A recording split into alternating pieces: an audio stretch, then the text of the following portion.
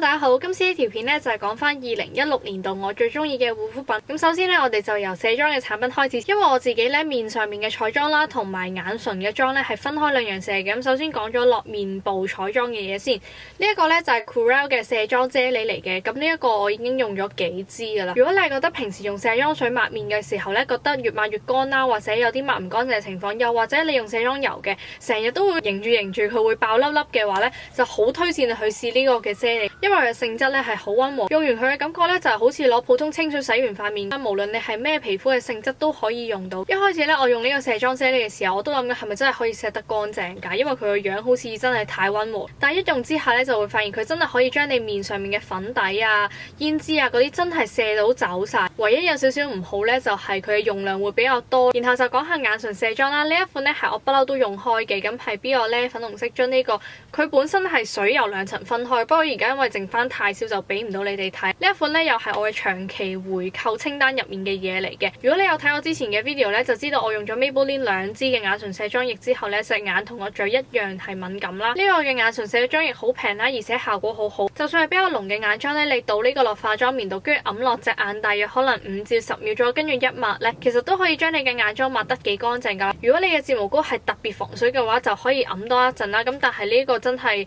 卸任何嘅眼妝都一定會卸到，而且佢係一啲都唔會醃眼咁，所以我最中意咧都係呢一款嘅眼唇卸妝液。之後原本就應該講洗面嘅產品嘅，不過今年其實我試咗好多洗面奶啊、洗面膏啊、洗面乳啊、洗面鹼咧，我都未揾到一個自己真係今年覺得好 impress 嘅，所以洗面呢個嘅項目咧就暫時 skip 咗佢先。咁講下化妝水啦，今年最中意用嘅嘢咧就係 CMP 嘅噴霧啦。佢呢一款嘅噴霧咧有分白色樽同埋呢個黃色樽啦。咁其實我覺得兩個噴上面嘅感覺差唔多，但係黃色樽呢個咧個味道會比較重咁，所以我建議如果你哋買嘅話咧就買白色樽啦。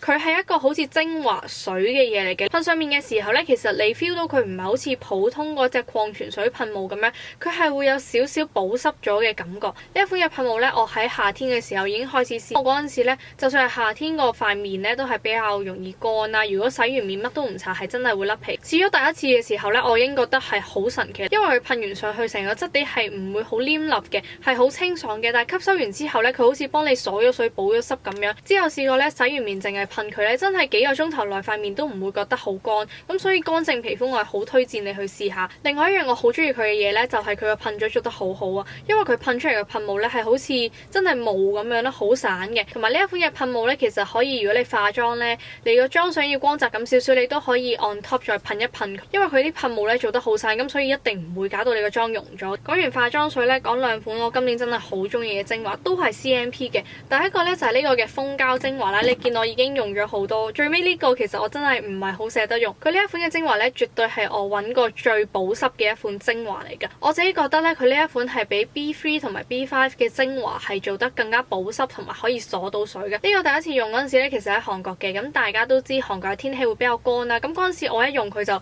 不得了，因為搽完佢之後咧，基本上你唔使再搽啲好厚身嘅 cream，你就咁薄薄一層 cream 已經可以幫你塊面咧已經做好咗保濕同埋滋潤嘅工作。所以我覺得呢個嘅精華我真係好中意，用完呢個我係一定會去回購嘅。第二支精華咧都係 CMP 嘅，不過呢個就唔係保濕精華啦，呢一個係一個去痘印嘅精華嚟㗎。佢呢一款咧其實係一個蝸牛精華嚟嘅，咁你見到我唔係用咗好多，因為其實我唔算話太常生暗瘡，但係每次 period 之前咧都會生1至2粒大嘅。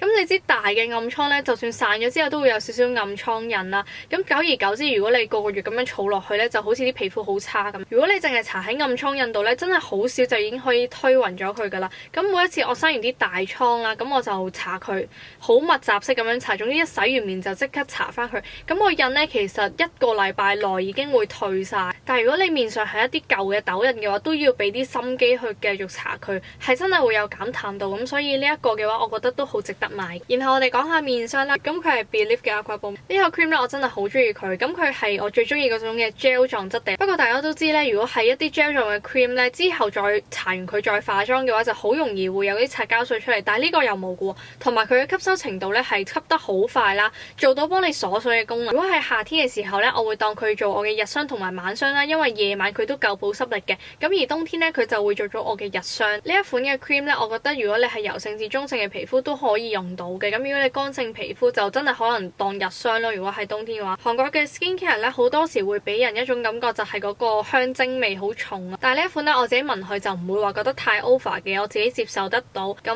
如果大家對呢個牌子有興趣嘅話咧，我覺得都可以試咗佢哋呢個 cream 先嘅。好似拍咗片咁耐咧，都好少同大家分享我用嘅 eye cream。我之前咧就自己試過 Estee Lauder 好出名嗰款 eye cream 啦，但係我發現我搽完之後咧有生到油脂粒，咁所以我就擠埋咗一邊啦。咁近排就用緊 Clinique 呢個，我自己對於 eye cream 嘅要求咧就未算話去到太高嘅，只要係唔生油脂粒啦，真係做到保濕，令到我嘅眼紋減淡到，第二日上妝會貼啲啊舒服啲嘅話咧，咁我覺得都 OK。真係明顯感受到搽完之後咧，第二日上妝眼底嘅皮膚係更加滋潤咗嘅，真係對眼霜冇乜特別嘅要求，所以同唔到大家講啲好深入嘅嘢。咁係啦，呢排就覺得呢個幾好用。之後咧，我哋嚟講下面膜啦，因為我唔係好中意敷 paper mask 噶，咁 paper mask 咧我就唔介紹啦，我介紹下呢一個啦。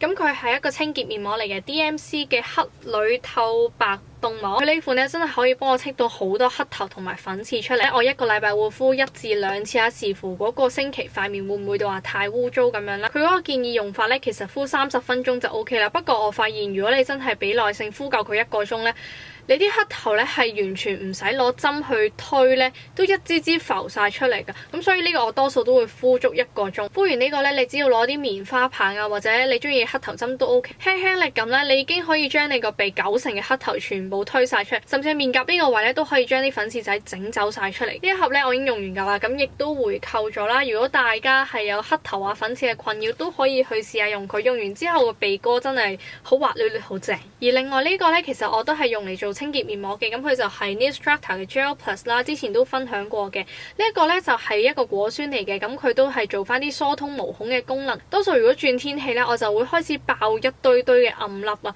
咁真係好煩啦，真係心情會好差啦。咁我就會攞呢個出嚟敷啦。我嘅用法咧就係沖完涼之後咧，直接去搽佢啦，跟住就敷過嘢當 sleeping mask 咁樣。咁敷咗3至4晚之後咧，你就會見到你啲暗粒其實已經消咗好多噶啦。佢呢個我覺得對付黑頭咧就真係冇乜用嘅。咁但係對付暗粒嘅話咧，我就覺得佢真係好 work。然後咧同大家推薦一個濕敷嘅東東，咁佢就係 Dr. Ci:Labo 嘅一個化妝水嚟嘅。雖然佢係化妝水，不過我多數都會攞佢嚟濕敷，因為佢呢一個敷上去咧係會有冰冰涼涼嘅感覺。佢呢個收毛孔效果非常之好，咁所以如果我用完 DMC 嗰個清完黑頭嘅話咧，我都會攞化妝棉濕咗呢個，跟住敷佢大約5分鐘左右啦。咁呢啲毛孔咧就真係收得好實，同埋啲黑頭粉刺咧都冇咁易積聚化。其實我1個禮拜可能勤力嘅話咧就會敷4日，用得呢個時間內咧就發現自己啲毛孔咧係真係有收細到嘅。咁所以如果有朋友想揾一啲收毛孔平平啲嘅產品咧，呢個都 OK。我記得佢呢款咧係唔知120定150蚊左右啦，咁佢都敷到好多次噶啦。雖然啱啱講過咧面膜方面我唔係太中意敷 paper mask 啦，但係呢個一定要同大家推介。我諗好多女仔都有用過噶啦，就係 Minon 嘅呢一個敏感肌都用得嘅 mask。如果你係純當佢保濕面膜敷咧，我就覺得呢個係極度唔好用啦，極度冇料到啦。不過如果你係敏感緊嗰陣時咧，呢一個係真係救你一命。我自己咧就唔算係敏感肌，不過都有少少敏感過嘅經驗。咁嗰一次咧，我就即刻攞呢個出嚟敷，敷完之後咧真係降紅咗啦，同埋即刻止咗痕。所以我覺得咧，如果大家見到呢個都可以買定1-2盒喺屋企做後備。如果真係敏感嘅話咧，就可以拎翻出嚟敷啦。最後一樣嘢咧就係一個保濕面膜嚟嘅，咁佢係 Origins 嘅 Overnight Mask 啦。以前咧我就試過佢10分鐘嗰個版本，咁我講過我覺得佢個保濕力唔夠啦，hold 唔到好耐，所以嗰款咧我係唔諗住去回購。但係試完呢個 Overnight 版本之後咧，我就覺得呢個係好用好多。如果大家係想去買 Origins 嘅 mask 嘅話咧，建議大家去買呢個，就唔好買10分鐘嗰個版本啦。咁雖然呢個貴少少，但係都值嘅。我好似第一次試咧係覺得有啲驚訝，